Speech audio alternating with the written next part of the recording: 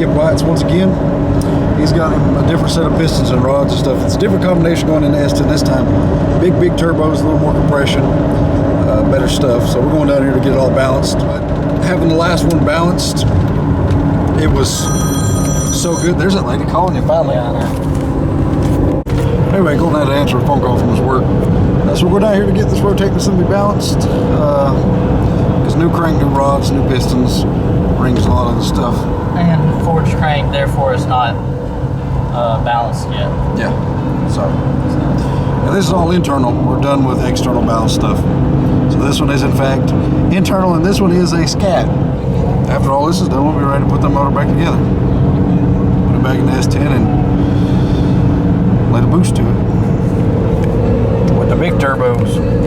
Yeah. That's where we're going, so. Skip White's hooking us up yet again. Well, John and Kenny, Skip White. Doing us right. Where's that sign? There it is. I can't see it, it's blurry. But we made it. So we're gonna run in here and get this stuff balanced. That'll be it. All right, so we just left Skip's. Maybe next time I'll talk to them, see if we can bring the camera in. They act like they didn't care if I brought the camera in or whatever. So maybe next time, which we'll be back, bring camera in. This is the coolest place. I've said this time and time again. You go in there and they treat you like royalty. Hanging around talking cars, talking motor combinations. It's an awesome place to hang out. If you're buying something, don't go in there if you ain't buying nothing. They're there to make money. Yep. But yeah, Kenny balanced the crank. It was the flex plate that was for it. It was internally balanced. He spun it around because them pistons are so light. He's like, you know what? I got an idea, because there was no way to take enough off to balance it. So we went and got an externally balanced flex plate, put it to it, and then drilled the throws on the crank to match up. So it's an externally balanced flex plate with an internally balanced motor, and it balanced out perfect within, it was like, I think he said 2 or 3% over, which is perfect. So that's, hats off to them fellas. It's super cool. John and Kenny and Skip White. So if y'all need anything done, go see them fellas, seriously, because they are awesome and they'll do you right. They had motors in there, motors everywhere, and they dyno test them and hammer them, and if they leave out of that place, you can pretty much, they'll take whatever you want to throw at them. So cool. But we're heading back to the hills now. Thank you very much. Yeah, heading back to Arden. Cut Colton a good deal on the whole thing. Wanted less money than what Colton paid him. Colton's like, you know what, here, take this. So you definitely earned that money, man. Yeah. He stood there the whole time trying to get that thing perfect, and then polish it up too. So you definitely earned it. So thank you again. Very much so. Yeah, we heading back towards Arden now. Yeah. But that's a wrap. We'll tune in here in a couple days. Whenever he gets the rest of the stuff, you'll be seeing the S10 go back together. Yep. Bigger and badder this go around. We hope. Yeah. All right, cool. All right, so we're building the exhaust for this thing. Just, you don't want dead, taking pieces, cutting them, and tacking them together. All right, well, we got this side exhaust done. It ain't pretty, but it works.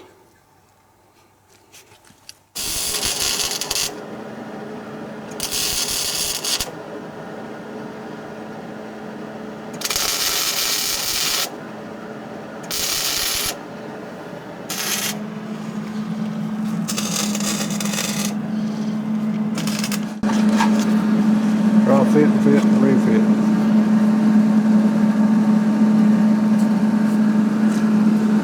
Put your gun back. Tastes pretty good.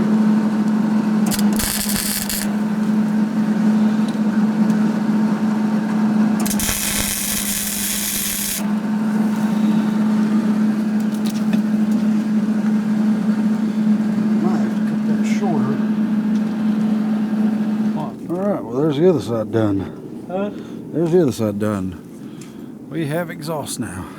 They both come down and turn out about the same spot, close enough at least. Shit, yeah. And I didn't cut no holes in my fenders. No. I ain't got no bull horns, nothing. Shit, no. It's all concealed right on the back here. And that's as far as the tires turn. There's about an inch of clearance there.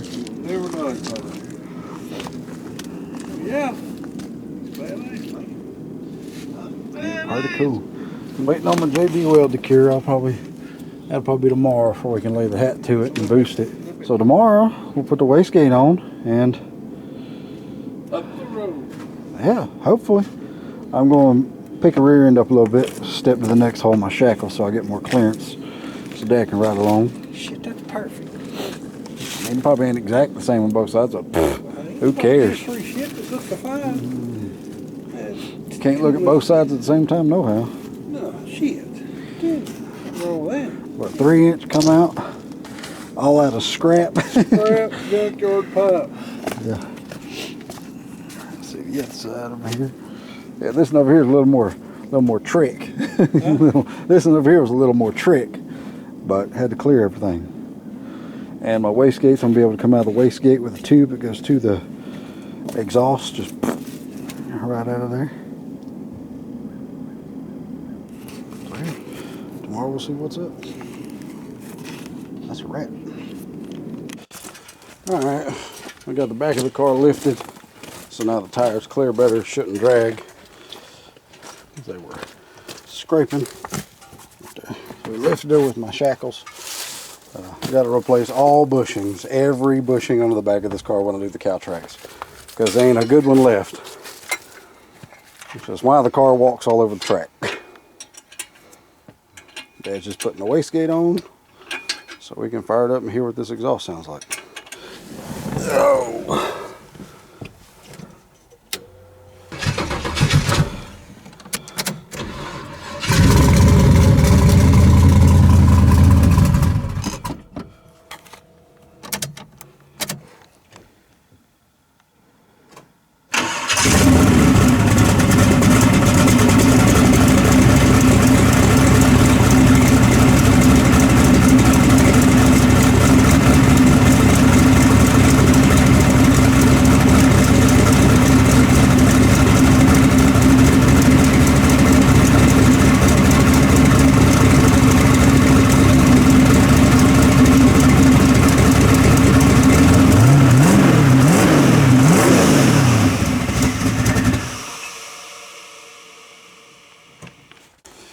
Alright, fix the back of that here, get him to put a little more water in it and take it up the road and see what happens. Officially fixed to move it for the first time. Right there it sees the motor and the gauges and all that. Why not that little one? Yeah, you can see it right there where that's why I put it like that. Alright, so we got the GoPro throwed up in there so I can see all my gauges and everything. And got the hood off. 230 church for that. Got the hood off so I can watch, see what happens. And got the 5-pound springs in it. And let's just go up here and see what it does. Go up to the church. Probably just cruise it, then lean into it a little bit and just keep an eye on everything at first. Got a little bit of oil leak over there and I got a little bit of exhaust leak, which is probably going to get worse as we go up the road. But it is what it is. All right, Mamo, we will be back. Wait till I went and put my old lady coat on. Look at us. Yeah, da da da da da da da. Oh, I got cool just standing around. Don't put your jacket back on. I am. He'll be back here in just a minute. Here we go.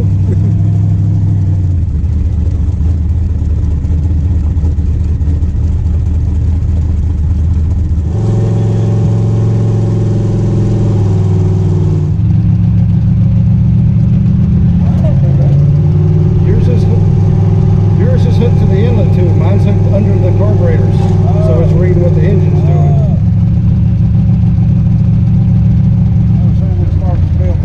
It ought to come up.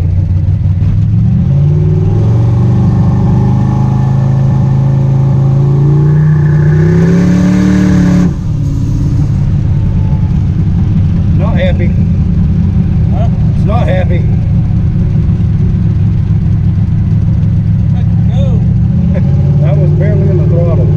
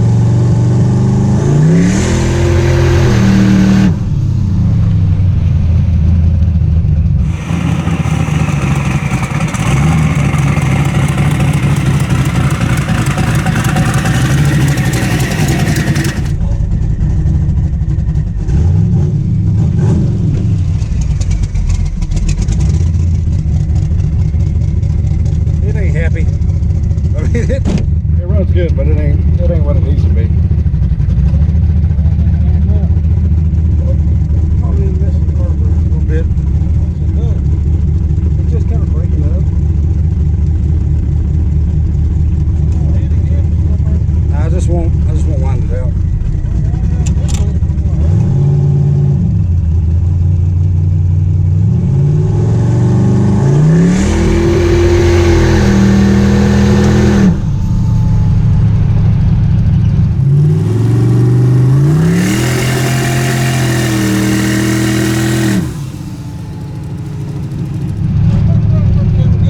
Yeah, it's not clean though.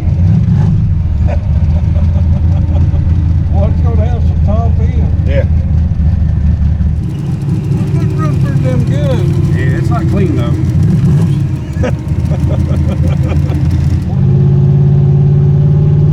Just gotta play with the tune. They did? Yeah. Well, it's Both of them went off. well then it's 5 pounds. It wants more boost than that. I don't know yet. I gotta look at it. I need to look at the plugs. I need to look at the camera.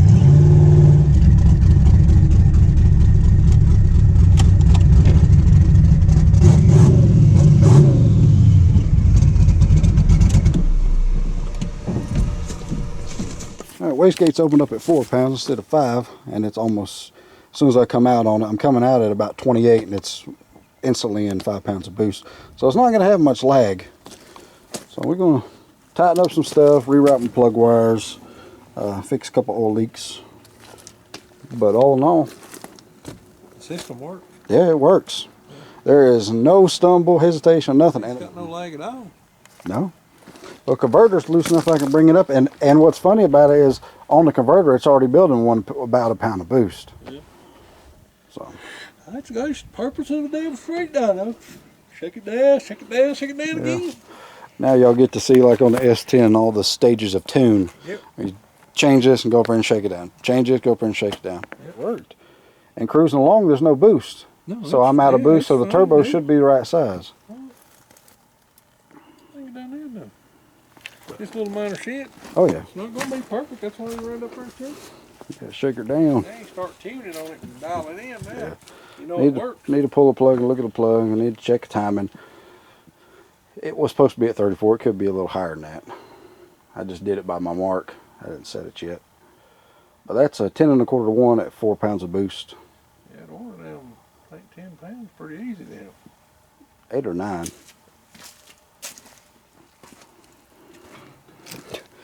You can't really enjoy the street dynos like that because the whole time you're on edge, like listening for everything. Especially the first one. Yeah, you're listening and you're listening and you're listening. The first one you are a damn wreck. So You're always a wreck on the first one, every time. Just gonna hack this some bitch up and that'll be a cover. sweet. Yeah. All right. Pickup truck of some kind laying off the side of the road. Wasn't even getting warm. And I'm sure people wondering why I'm not running an intercooler, because the atomization of the fuel, atomization drops temperatures from here to there 100 degrees. So you don't really have to run an intercooler. Just tuning. You gotta get everything fixed. Adjust and tweak, adjust and tweak. I don't think there's any issue with carburetors. They seem to be fine.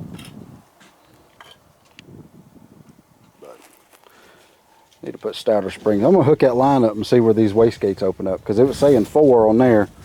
Yeah, they're probably off. Hook that little system up like you did on the spring. All right, we'll tune back in a minute. You know what I was telling you about that heat shield I showed you? Right there. Just take these old things. If you need something that's getting a little warm, I'm gonna put this for the brake booster, so the master cylinder, where it ain't getting too bad hot, but this will just help it. Just take these things and take you a couple little nuts in there like that right there and raise it up a little bit, and that arrow will go right in between there. That's what those bolts do, is raise it up just a little bit, and the arrow go right between there, and you can put it right on with any kind of clamp, and I'll show you what it looks like to put on there in just a second. Alright, there you go, see there? Just a simple 4-inch muffler clamp, or whatever size clamp you need. See how close that comes right there? That arrow will go right in there, and go right back out, and that goes all the way down. I don't know if you can see right there. And covers all the way down past all the brake lines. And that's your heat shield. made from nothing but junk. And it'll work. There you go. Cheap ass. I pulled a plug. These plugs were running Colton's S10, so they got a lot of fuel on them. But you can see right there, the timing mark right there on the strap right there. That means it's happy with the timing. But I just put 9-pound springs in it, so we might need to take a couple degrees out. I'm gonna leave it in and see what it does, but probably wouldn't hurt to pull a couple degrees. Check it out. You don't know where it's at. 34 is where it should be. Yeah, the best way to do it is to put a new plug in it and then hammer on it and go into neutral and shut it off before the RPMs come down. That's the only real way to read a plug. Yeah, them dudes, So that tells you timing. They'll kill it at the end of the track and won't start it back up till they check the plug.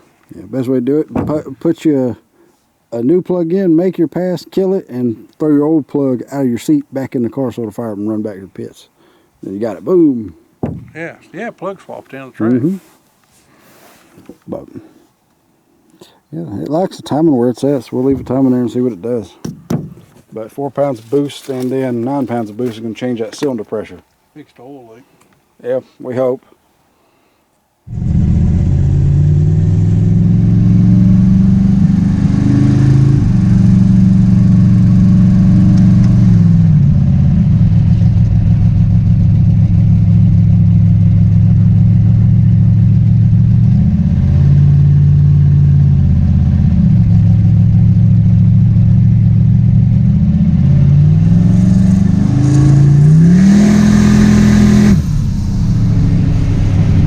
Said 6 pounds. See?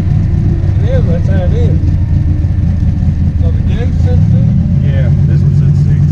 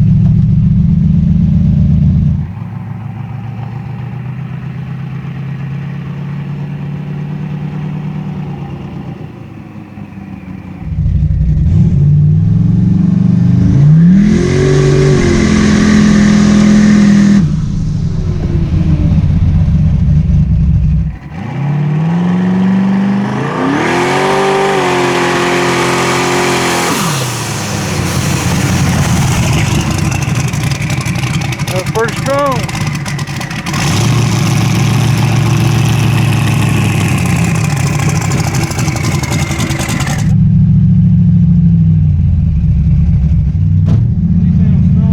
Right there when you left, I was like, hell yeah. You can't hold it if the car is wanting to. I know, It's a little spooky. A little bit too much for it. It sounds good though, right there. I didn't expect it to spin. It sounded like it was on a hook and it was just, that's it.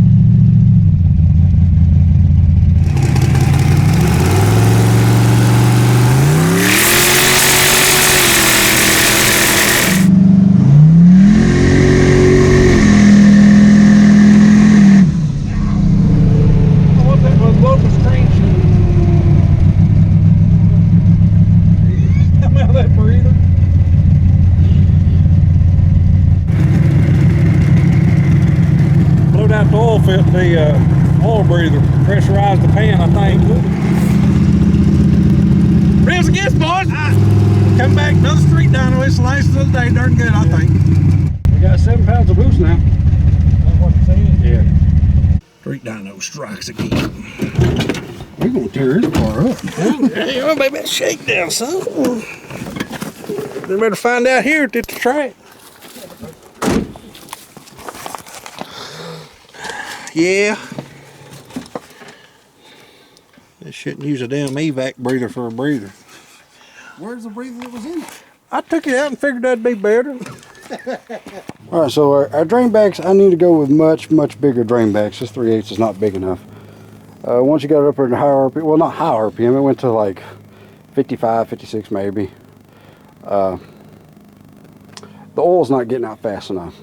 But at the end of the day, twin turbo tunnel ram works. I told Justin, I said, dude, I said, you realize that that's probably just what they felt right there in the 60s. I was like, you just did something, experimented with it, and that some bitch works.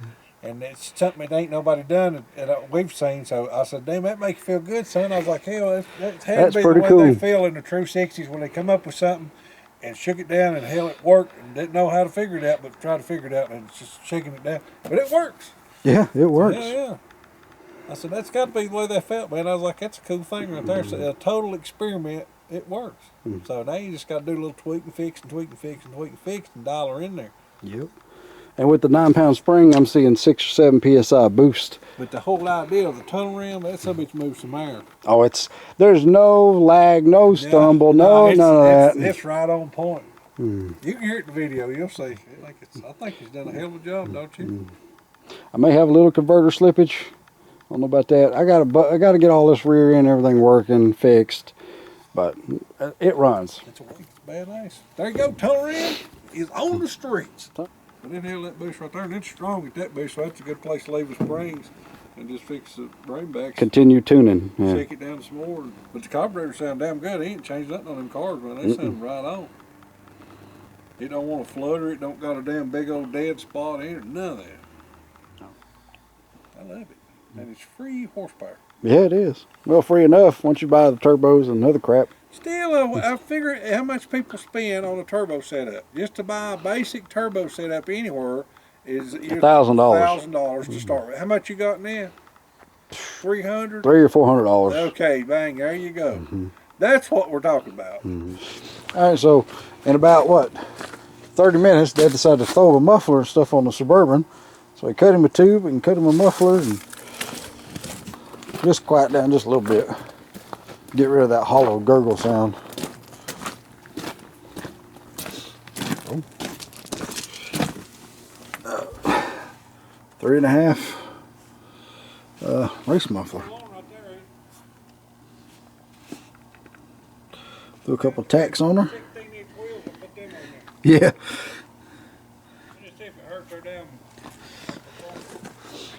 Shouldn't. That's big enough. I mean, that's big. Got some stuff built, a few things done, so that's cool. Accomplish everything we're going to try to do. So that's a wrap. Yeah, the Suburban was just a quickie. Okay, let's just cut some pipe and weld some pipe together and take it, and that's what we did, and off we go.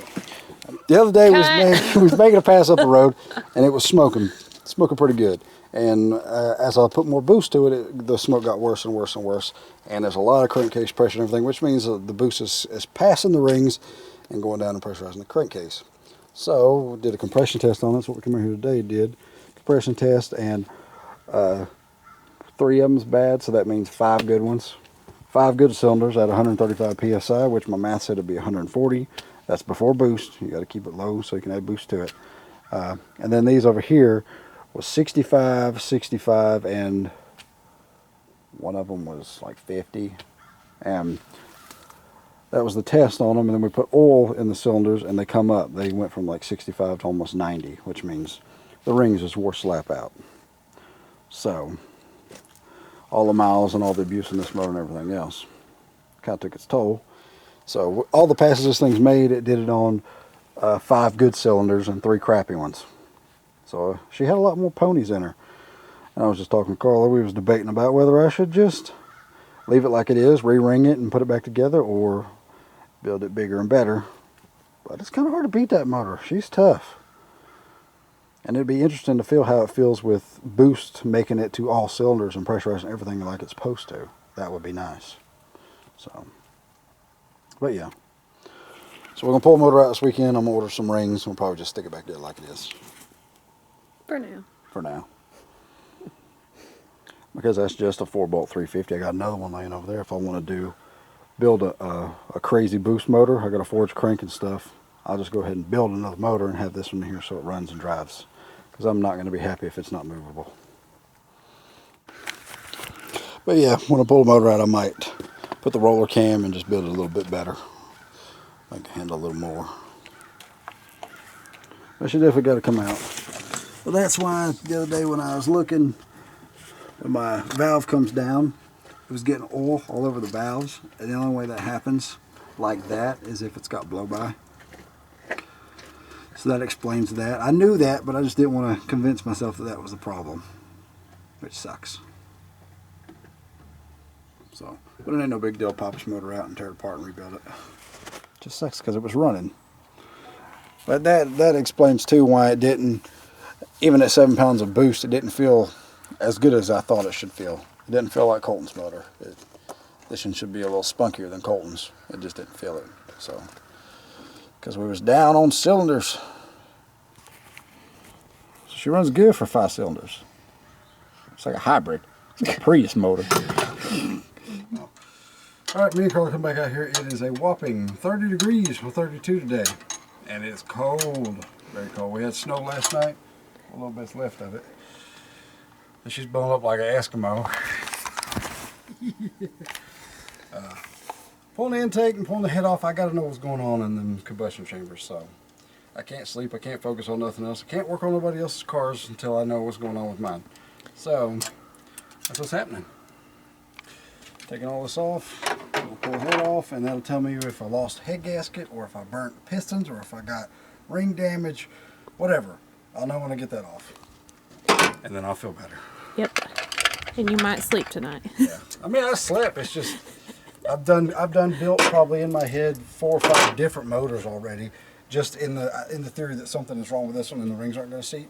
I've done built a bunch of different motors, different cams, different compressions, all this to make more power than what this one could make. So before I continue on building more motors in my mind, I need to figure out exactly if this one is shot or not, which it shouldn't be. But I'm just looking at it like it's blowed up already and there's something seriously wrong. That way when I open it up and there's nothing major, I'm relieved. Alright, so I got everything else off. Now I'm pulling the intake off. I got the stripper out and all that crap.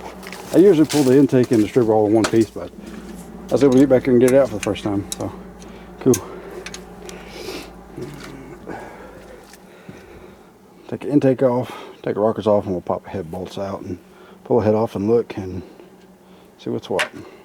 It may just be wore out rings, but I went back and reviewed my footage and video, footage and pictures that I took, because I document everything I do.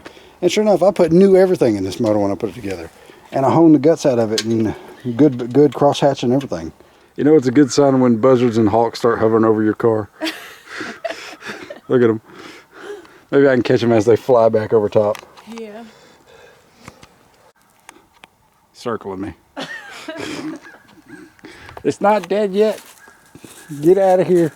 Alright, she got all the poly locks off and the rockers off on that side. Pulling the push rods out. I thought I made my valve cover. And I got one more bolt on this side before the intake comes off. So, after that, time to pull the head off. Alright, she's breaking the head bolts loose. And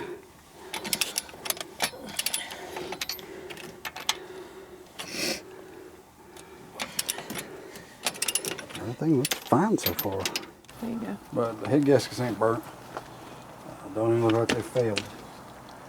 These are stacked.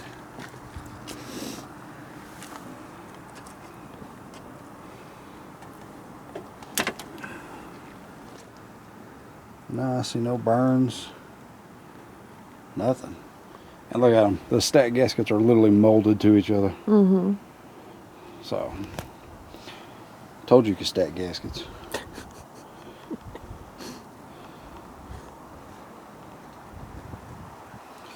What caused the smoke?